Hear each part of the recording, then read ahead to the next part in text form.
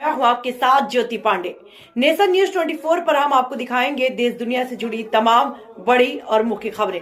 तो चलिए शुरुआत करते हैं कुछ खास खबरों से। सनातन धर्म ही वैश्विक सद्भाव का मार्ग है। सदगुरु रितेश्वर जी महाराज।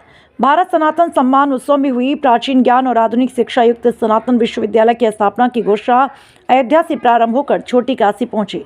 भारत सनातन सम्मान यात्रा भारतीय संस्कृति, परंपरा और समृद्धि के प्रचार प्रसार के उद्देश्य से देश के 108 शहरों और गांवों में निकाली जा रही भारत सनातन सम्मान यात्रा अयोध्या से प्रारंभ होकर शनिवार को गुलाबी नगरी पहुंचे।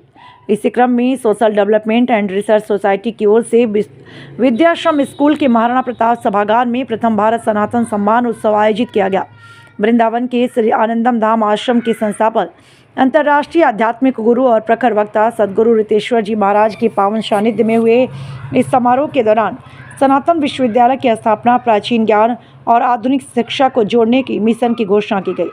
कार्यक्रम के मुख्य अतिथि भाजपा प्रदेशाध्यक्ष मदन सिंह राठौड़ थे, जिन्होंने सनातन मूल्यों के संरक्षण के महत्व पर अपना संबोधन दिया। इस अवसर पर social development and research society के अध्यक्ष गोविंद शर्मा, सचिव भागीरथ चौधरी, सदस्य गोपाल जालान, राहुल खुराना, मनीष सोलंकी आदि लोग मौजूद रहे। इस दौरान भारत की सांस्कृतिक विरासत दर्शाते भक्ति गीत, पारंपरिक नृत्य के साथ ही रामायण और महाभारत के प्रसंगों का नाटकीय मंचन भी किया। Social development and research society के अध्यक्ष गोविंद शर्मा ने बताया कि हमारा संस्थान लंबे समय से सामाजिक कार्य से जुड़ा हुआ है और शिक्षा, स्वास्थ्य, महिला विकास, पर्यावरण एवं ग्रामीण विकास इत्यादि के क्षेत्र में पूरे राजस्थान में कार्य कर रहा है। 2030 के सतत विकास के वैश्विक लक्ष्यों को प्राप्त करने के लिए हमारा संस्थान निरंतर प्रयासरत है। दिखाते हैं खबर विस्तार से।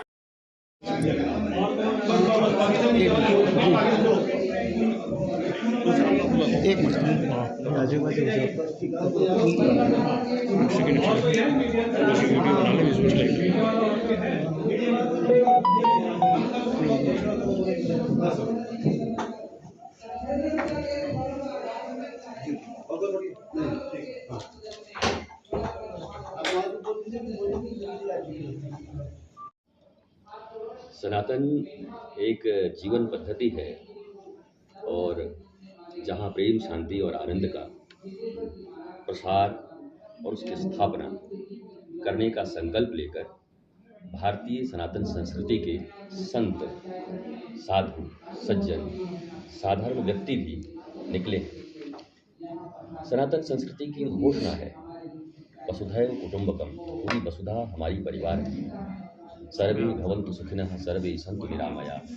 हम सबके सुख की कामना करते हैं। तो सनातन का जोड़ पकड़ने का अर्थ है कि शांति, प्रेम और आनंद का जोड़ धीरे धीरे भारत और विश्व में पकड़ रहा है और ये सब हम सबों के लिए बड़ा शुभ संकेत है। ये सनातन भारत यात्रा निरंतर चल रही है।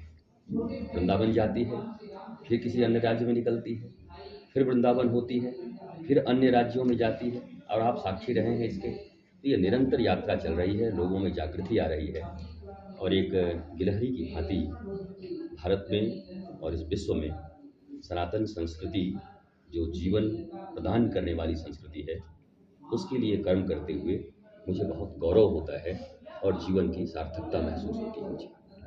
लगातार सनातन पहले सोचते थे कि कम होता है, लोग दूर भाग रहे हैं, लेकिन आपको क्या लग रहा है कि अब वापस गति पकड़ रहे हैं लोग अपने आप? देखिए, किसी भी चीज़ का एक सैचुरेशन पॉइंट होता है। आज हम भौतिकता के सैचुरेशन पॉइंट पे पहुंच चुके हैं और वहां पहुंचने के बाद जिस कष्ट, शोक और डिप्रेशन, टेंशन, तनाव पूरी दुनिया में फैली हुई है। मोर देन 74% भारतीय मेंटल एंजाइटी के शिकार हैं, 88% पूरी दुनिया में है एंड मोर देन 90% अकेले अमेरिका में है। तो कहीं न कहीं जो विकास की एक यांत्रिक विकास की अवधारणा थी, वो एक सैचुरेशन पॉइंट पे आके बैठ गई है। अब मनुष्य को आंतरिक शांति चाहिए, आनंद चाहिए, आह्लाद चाहिए। ये 70-80 साल का छोटा सा जीवन है। हम केवल दौड़ने और प्रतियोगिता करने नहीं आए, बल्कि एक दूसरे की सहयोगिता से जीवन जीने आए और सनातन इसी जीवन पद्धति का नाम है। तो इसे तो जोर पकड़ना ही था। अब एक ऐसा समय आया है कि चाहे वो युवा हों, चाहे वो प्रौढ़ हों, चाहे वृद्ध हों, चाहे माताएं हों, हर को शांत आनंदित जीवन चाहिए और सनातन उसी का प्रतीक है। तो अब ये कंपलसरी विषय हो गया है, ये ऑप्शनल सब्जेक्ट नहीं है कि हम लें कि नहीं। यू हैव टू बाउंड, आपको लेना ही पड़ेगा और लोग अब इसको स्वीकार कर रहे हैं। यूनिवर्सिटी की बात हो रही है, सनातन की बात हो रही है, तो लोगों के दिमाग में एक चीज आ रहा है, क्या वही गुरुकुल की तरह होगा क्या सब कुछ? देखिए, प्राचीन और नवीन में क्या अंतर है? जो चीज़ें हमें शाश्वत आनंद की ओर ले जाएं, वही आधुनिक है, वही मॉडर्न है। मॉडर्निटी के नाम पर अगर हमारी टेंशन और हमें विकृतियां बढ़ रही हैं, तो ऐसी मॉडर्निटी लेके हम क्या करेंगे? तो प्राचीन जो संस्कृति है, प्राचीन जो हमारे वैज्ञानिक रहे, जिनको हम ऋषि कहते हैं, उन्होंने जो इन्वेंट किए, मन के ऊपर, बुद्धि के ऊपर, विचारों के ऊपर, हमारे चित्त के ऊपर, अहंकार के ऊपर उन्होंने रिसर्च किए, शोध किए और फिर साधनाएं दी।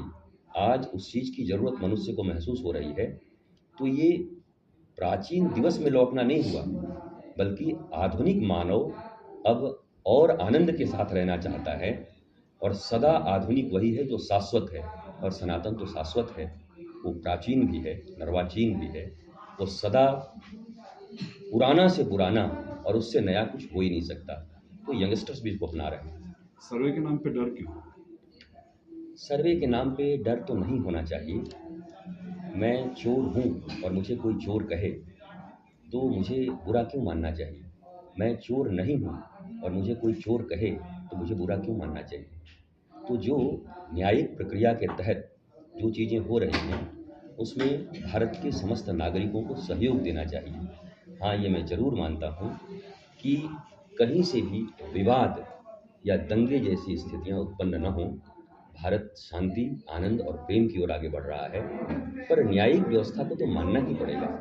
हम 500 वर्षों तक राम मंदिर के लिए इंतजार करते रहे और हमने न्याय से उसे प्राप्त किया।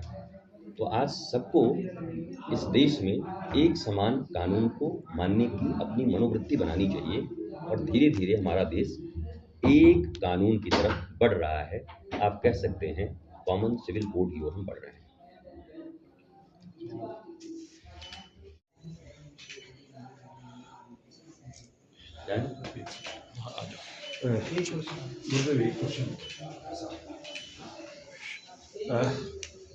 गुरुदेव, जो सनातन विश्वविद्यालय बनाने जा रहे हैं उसका संकल्प क्या? देखिए, सनातन विश्वविद्यालय अक्सर भारत के धर्म प्राण महापुरुषों से मांग होती आई है कि कितना मंदिर बनाओगे, कुछ शिक्षा के संस्थान भी तो बनाओ।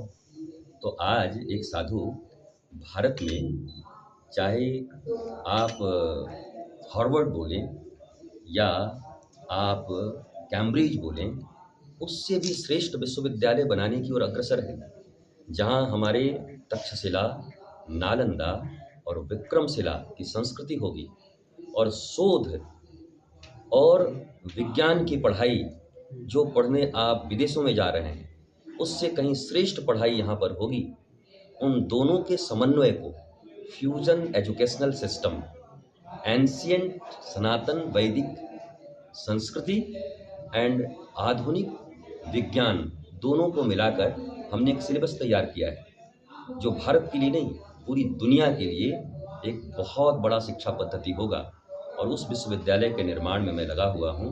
मुझे विश्वास है, आज अमेरिका में वीज़ा मिलने में कठिनाई हो रही है स्टूडेंट्स को, कनाडा वापस भेज रहा है 70,000 से ज़्यादा स्टूडेंट्स को, न्यूजीलैंड जॉब देने से मना कर रहा है।